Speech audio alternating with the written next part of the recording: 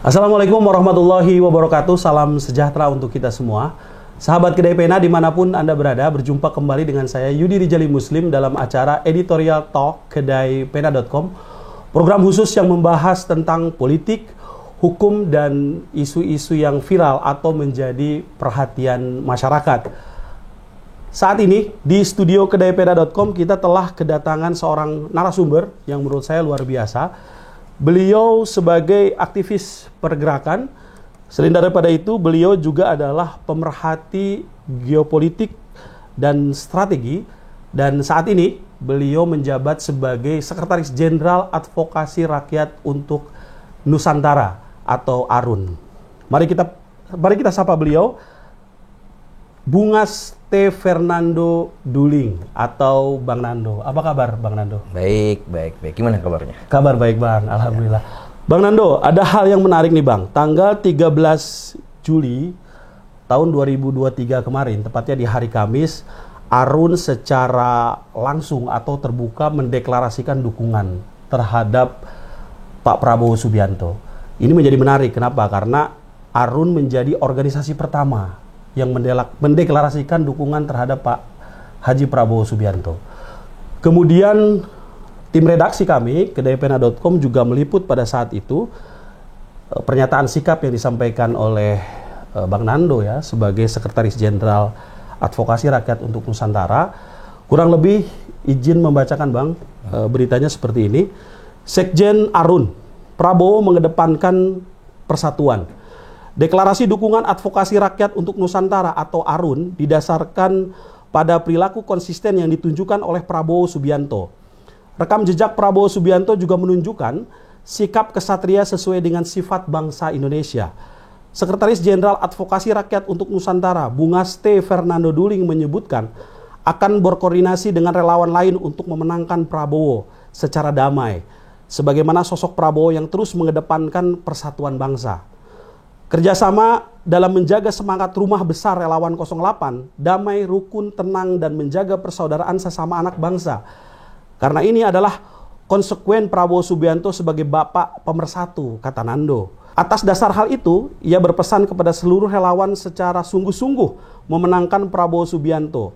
Selain itu, ia juga menyerukan kepada seluruh relawan ARUN untuk menjadi penyambung lidah pemikiran Prabowo kepada rakyat. Maka dengan ini kami menyerukan kepada seluruh keluarga besar ARUN untuk bersungguh-sungguh dan bertanggung jawab menggalang dukungan untuk kemenangan Prabowo Subianto sebagai Presiden RI ke-8. Nando juga menyatakan bahwa pandangan Prabowo yang mengedepankan Dasar-Sila Bandung merupakan suatu hal yang jauh melebihi hanya masalah Rusia dan Ukraina, tapi merupakan konsistensi atas gerakan non-blok, politik bebas aktif dan anti penjajahan. Ini penting bagi bangsa kita, yaitu tanggung jawab estafet bagaimana 98 memiliki beban moral politik kebangsaan dalam politik praktis.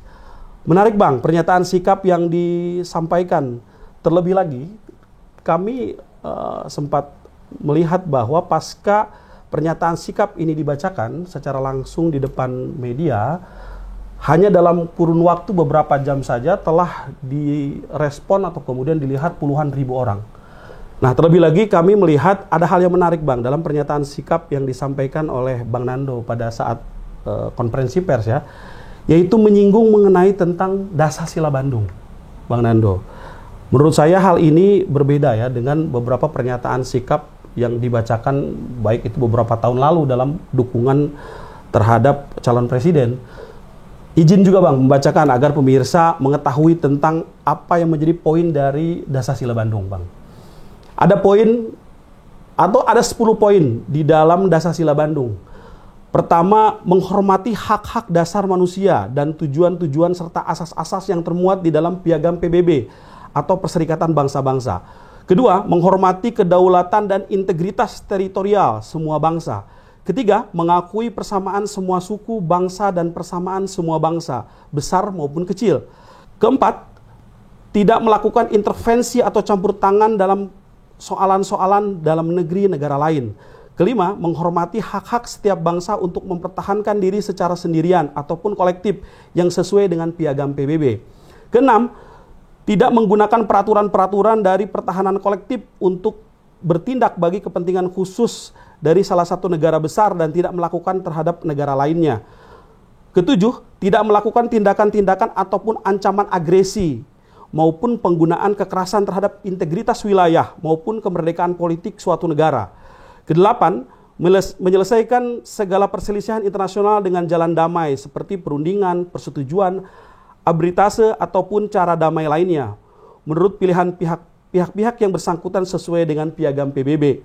Kesembilan, memajukan kepentingan bersama dan bekerja sama. 10, menghormati hukum dan kewajiban-kewajiban internasional. Jadi kalau kami lihat Bang, pernyataan sikap, kemudian disinggung juga dalam pernyataan sikap tersebut tentang konsep dalam Dasar-Sila Bandung. Ini kalau tidak salah dalam konferensi Asia Afrika pada tahun 1955 kalau tidak salah. Menurut Bang Nando nih Bang, apa kemudian korelasi antara pernyataan sikap yang dibacakan terhadap dukungan Pak Prabowo Subianto pada tanggal 13 Juli lalu dengan Dasar-Sila Bandung, Bang Nando? Baik. Dapat dijelaskan Bang? Siap. Ya, kenapa kita dalam merumuskan deklarasi ada sebuah pernyataan atau ada sebuah narasi yang kita bicarakan mengenai tentang Dasar-Sila Bandung. Nah, Dasar-Sila Bandung itu tidak akan terputus ketika berada dalam satu rangkaian yang kita hitung, yang kita pertimbangkan bahwa menjadi suatu bentuk konsekuen yang dilakukan hari ini oleh beliau Pak Prabowo Subianto yang memang hari ini masih sebagai Menteri Pertahanan, jadi seperti itu, yaitu di dalam dialog forum Shangri-La. Oke. Jadi itu ya, di mana beliau pada saat itu diminta untuk sebagai narasumber. Untuk diminta sebagai narasumber ya pandangannya terhadap tumbuh kembang situasi tentunya hari ini secara global maupun secara regional ya, yang kita sama-sama mengetahui beberapa hal belakangan ini dan belum selesai konfliknya adalah antara Rusia dan Ukraina. Ya, walaupun memang di dalam sebagai narasumber di dalam forum tersebut ya, Prabowo Subianto menawarkan atau memberikan sebuah judul adalah tawaran perdamaian, proposal perdamaian antara Rusia dan Ukraina yang cukup menerima sedikit polemik ya di dalam negeri ya, di Indonesia ya. Itu kan sempat terdengar ya. Betul. Cuman memang sangat disayangkan kalau hal pandangan itu akhirnya dikait-kaitkan dengan beliau yang memang hari ini sudah dimandatkan oleh Partai Gerindra sebagai calon presiden ya. Nah, yang saya mau ambil atau yang saya mau tangkap, kenapa saya akhirnya atau kita di Arun menuangkan pemikiran itu adalah dalam Dasar-Sila Bandung, karena kami tidak hanya melihat apa yang coba disampaikan oleh Pak Prabowo itu hanya sebatas berbicara tentang proposal perdamaian.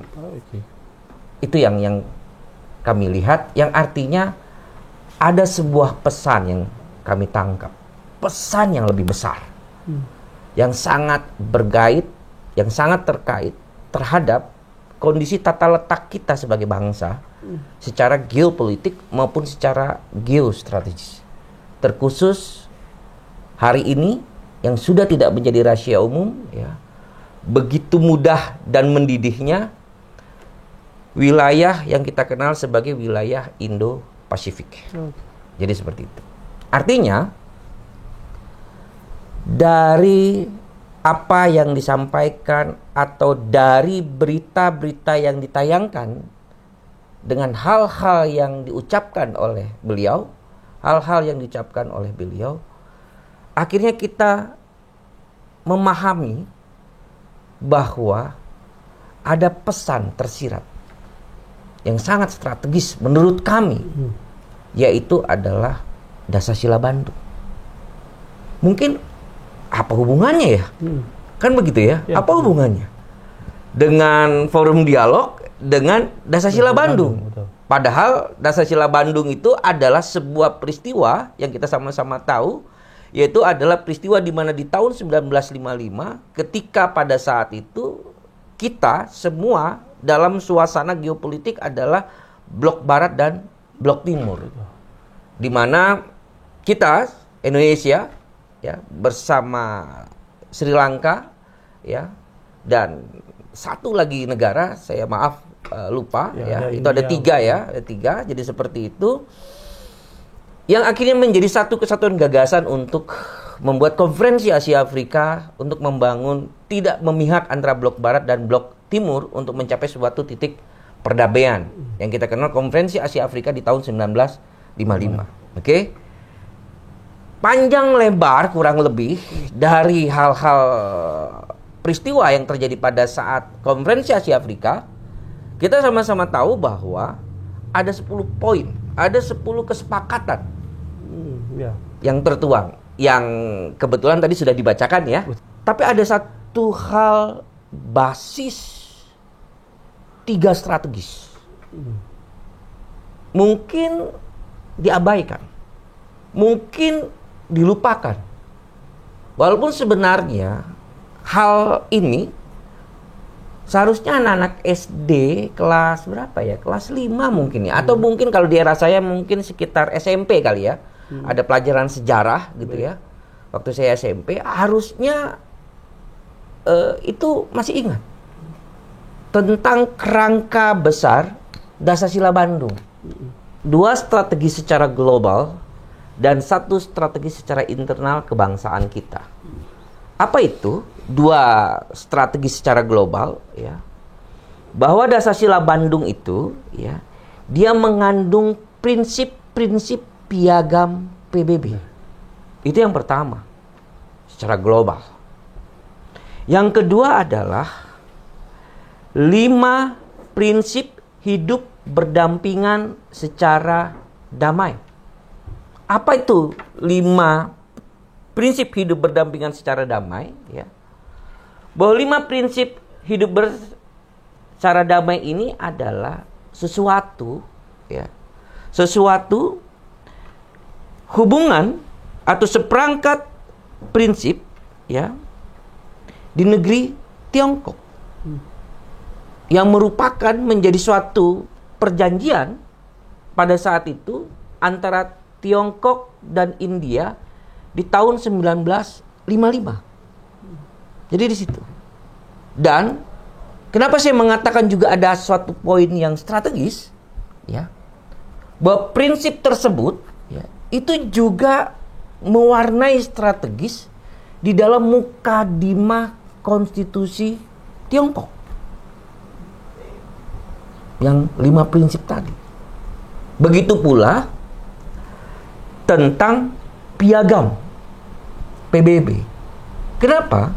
Karena prinsip-prinsip piagam PBB itu juga terkandung di dalam preambul konstitusi Amerika Serikat. Coba tuh. Itu Dasar-Sila Bandung. Lalu apa satu yang strategis untuk kita sebagai bangsa? Karena satu dan beberapa di antara poin 10 kesepakatan di dalam nilai Dasar-Sila Bandung ya, itu berbicara mengenai tentang poin anti penjajahan. Maka kalau kita bicara tentang poin anti penjajahan, maka kita akan berbicara tentang apa? Pembukaan konstitusi Undang-Undang Dasar 45. Jadi Dasar-Sila Bandung mengakomodir 3 preambul. Coba itu. Di dalam 3 negara konstitusinya. Iya. Preambul pertama yaitu adalah mukadimahnya konstitusi Tiongkok. Preambul konstitusi Amerika. Dan pembukaan Undang Dasar 1945. Oke, itu satu tuh. di mana apa yang disampaikan, apa yang dituangkan Pak Prabowo pada saat di dalam forum dialog Shangri-La, ya, sangat berkaitan dengan kondisi objektif kita hari ini adalah berada di dalam ruang potensi konflik, yaitu diantaranya Amerika dan Cina atau Tiongkok, ya, di Laut Cina Selatan, ya, dan konsep kerjasama yang sedang dibangun untuk memastikan, mengharapkan terjadinya netral, wilayah netral, lintasan netral, ya, itu menjadi bagaimana cerita mengenai tentang Indo-Pasifik. Jadi seperti itu. Jadi kami melihat bahwa apa yang sedang disampaikan oleh beliau, Pak Prabowo, ya, itu bukan hanya sebatas berbicara mengenai tentang Rusia dan Ukraina. Bukan. Walaupun proposal itu yang diajukan. Jadi di situ tersirat kami menangkap itu, dan itu merupakan menjadi situasi kondisi ke depan geopolitik dan geostrategis, ya, yang akan terjadi di beberapa tahun, mungkin berjalan ke depannya antara 10, 20, ya. Yang kita harapkan bahwa ini ya segera selesailah. Tapi sejarah dunia punya catatan. Di tahun 1955, pada saat konferensi Asia Afrika itu dilakukan, satu di antaranya bahwa kita berada dalam suasana dunia, yaitu adalah blok barat dan blok timur. Di tahun 1955. Oke? Kapan berakhir perang dingin? Di tahun 1991. Coba. 1955, 1991, berapa tahun itu? Kurang lebih. Sampai nggak itu sekitar 30 sampai 35 tahun. Jaraknya dari tahun 55 sampai 91. Baik. Banyak peristiwa-peristiwa besar yang terjadi pada saat itu. Baik di Tiongkok, baik di Uni Soviet, baik di beberapa negara-negara di dalam ruang konflik, ya, secara dingin, ya, yang kita kenal dengan perang dingin antara blok barat dan blok timur. Ambil saja satu contoh. Di dalam peristiwa tersebut, ya, itu sempat terjadi suasana konflik antara Tiongkok dan Uni Soviet. Terkhusus ketika Stalin itu meninggal dunia. Yang dikenal dengan peristiwa, terjadilah satu peristiwa di sana Uni Soviet itu namanya destalinisasi. Dan ini berdampak kepada Tiongkok, ya. Itu menjadi suatu konflik. Dan bukan hampir, ya, memang terjadi sempat perang fisik. Yang kita kenal adalah peristiwa yang disebut dengan Sino-Soviet. Jadi di situ. Itu di antara tuh 1955 sampai kepada 1991 setelah perang dingin berakhir. Oke? Selain itu, di Tiongkok pada saat itu juga, ya, mengalami suatu proses reformasi, pembaharuan, ketika kepemimpinan itu berada di dalam kepemimpinan Deng Xiaoping. Itu yang dikenal reformasi di dalam tubuh Tiongkok, dan juga ada beberapa peristiwa kemanusiaan, salah satunya adalah peristiwa Tiananmen. Begitu juga ada momen yang juga cukup strategis pada saat itu, yaitu kalau tidak salah adalah pertemuan Presiden Tiongkok, ya, yaitu adalah Mao Zedong bersama dengan Presiden Amerika Serikat, yaitu adalah Nixon. Yang dimana rangkaian ini juga kita pernah mengenal, ada yang disebut dengan Perang Vietnam pada saat itu ya. Jadi kenapa saya coba untuk sedikit menggali sejarah ini ya? Karena ketika kami menuangkan tentang Dasar-Sila Bandung dan apa yang coba disampaikan oleh Pak Prabowo di dalam forum dialog tersebut, pesan itu yang coba kami mau tangkap, bahwa itu bukan suatu kata-kata tanpa basis sejarah atau basis peristiwa dunia yang sangat kelam tentang konflik perang, tentang penguasaan wilayah satu dengan wilayah lainnya. Jadi di situ. Yang artinya saya coba mau lanjutkan adalah bahwa tadi saya baru cerita mengenai tentang Tiongkok di dalam rangkaian peristiwa yang tentunya banyak.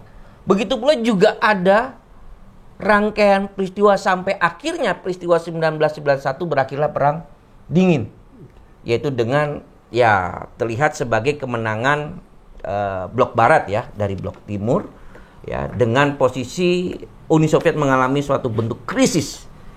Uni Soviet mengalami bentuk krisis. Ya, dan kita juga mengenal ada peristiwa Perestroika Glasnost ya itu. Yang artinya ketika bicara tentang Rusia dan Ukraina, bahwa ternyata ini tidak selesai dalam hitungan sebulan 2 bulan nih. Kalau tidak salah kan juga sempat ada pernyataan dari Presiden Putin ketika itu, ya ini kita harus selesaikan dengan waktu cepat. Tapi ini sudah hampir berbulan-bulan, bahkan hampir setahun. Jadi gitu. Dan dampaknya, ini berdampak kepada apa? Krisis global. Dampaknya adalah kepada dampak krisis global. Jadi seperti itu.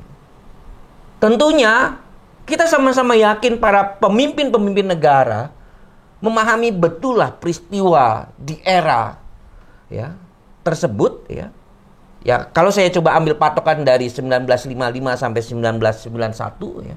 Bagaimana itu kondisi dan situasinya pada saat itu ya. Jadi bukan hanya sebatas kata-kata yang pendek. Karena nggak mungkin juga itu dituangkan secara detail oleh beliau Prabowo Subianto ya, di dalam pandangannya ya ketika dia diminta sebagai narasumber di dalam forum tersebut. Saya rasa kurang lebih mungkin beda-beda sedikit lah.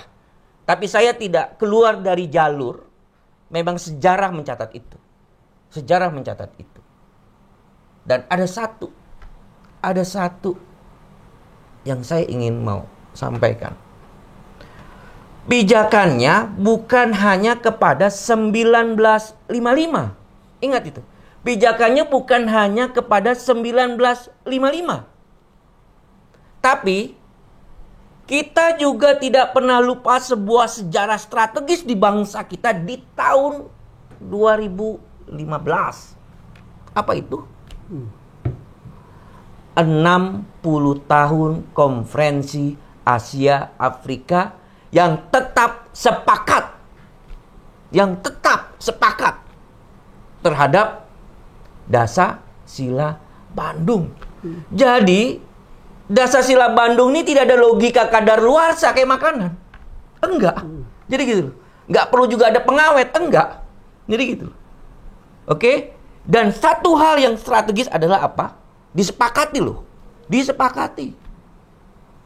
bahwa Bandung menjadi ibu kota konferensi Asia Afrika di tahun 2015 tersebut. Jadi ibu kotanya benua Asia, benua Afrika. Itu Indonesia. Itu pentingnya Indonesia di dalam perdamaian dunia. Dan Prabowo tangkap itu. Dan Prabowo menyampaikan itu secara tersirat dalam sistematika peristiwa geopolitik hari ini yang sedang terjadi. Selanjutnya, saya mau ingatkan adalah 2015 itu adalah transisi loh. Apa tuh transisi? Karena Tidak lama kemudian bahwa Amerika itu keluar dari Trans-Pasifik. Di dalam era Presiden Donald Trump.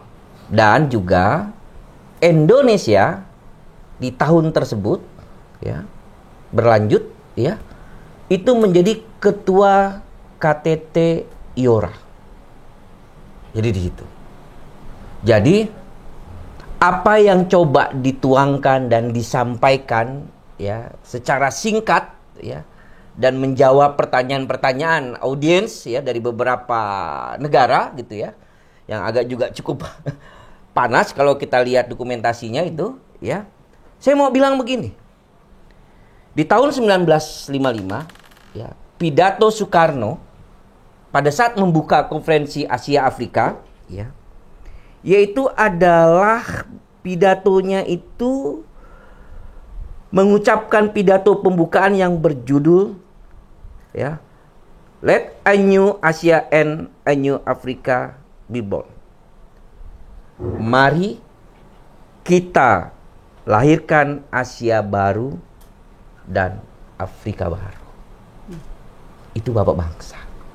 Artinya apa yang disampaikan oleh beliau, Prabowo Subianto, kami melihat bahwa kami telah memiliki Bapak bangsa.